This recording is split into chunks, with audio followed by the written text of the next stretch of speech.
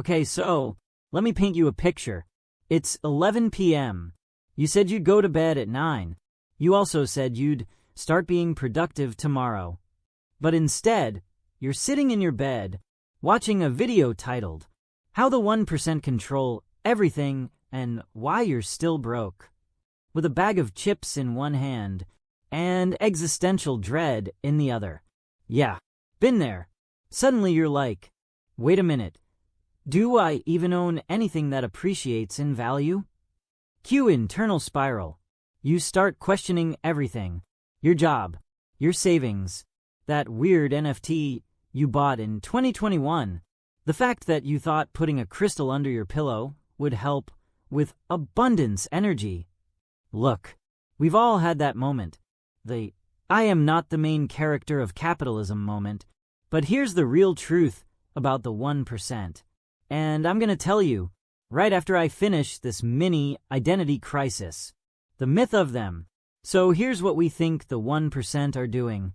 Waking up in silk pajamas, sipping rare water imported from Icelandic glaciers, casually making $10,000 while brushing their teeth with gold-infused toothpaste. And maybe some of them are, I don't know, I've never been invited, but most of them, they're not magic. They're just playing a different game, one that most of us were never taught.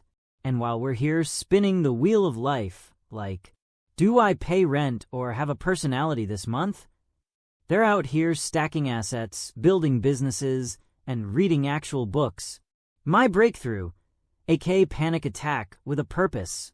So one day I decide I'm going to become a millionaire. I grab a notebook, write financial freedom on the front, put on some fake glasses for the vibe, open YouTube, search how to become rich fast. 3 hours later, I'm watching a guy on a yacht say, all you have to do is wake up at 4 a.m., cold plunge, buy 6 properties, flip them, sell t-shirts, drop ship a monkey, invest in uranium, and boom, you're rich. I was like, okay, or I could just cry. But then something hit me. Not the cold, harsh reality, just a thought. What if it's not about becoming a billionaire? What if it's about learning to think like one? What they actually do, and why one didn't. Turns out, the real 1% do some simple but very consistent things. They learn about money. They build things that grow. They invest, instead of just spend. And they think long-term. While we're over here like, I have $40. Should I buy a book or 3 lattes and a croissant that heals my soul? Spoiler, I chose the croissant. No regrets. It had almond paste. But seriously, they take small steps. They build habits. They fail a lot, but they keep going. And me, I gave up after one budgeting app asked me to categorize 200 transactions. Sir, I do not know where my money went. I barely know where I went last weekend. Anyway, after spiraling for a bit and watching 27 success story videos, I realized something. The real truth about the 1%, they don't have some secret club. Unless they do, in which case, invite me. But mostly, they just do the boring stuff. Consistently, quietly, they learn, they build, they adapt, and eventually, they end up in places most people never reach.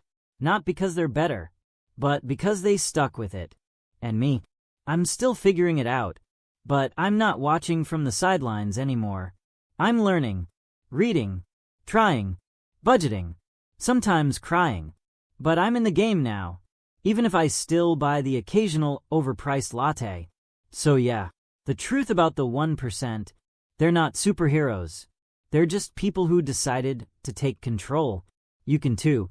You don't need $1 million. You just need a different mindset. Start small. Track your spending. Read a book. Build something. Sell something. Fail. Try again. And if all else fails, at least you'll understand what a Roth IRA is. And that's already more than I did last year. Thanks for watching. Stay curious. Stay broke but hopeful. And remember, even the 1% started at 0. Catch you next time.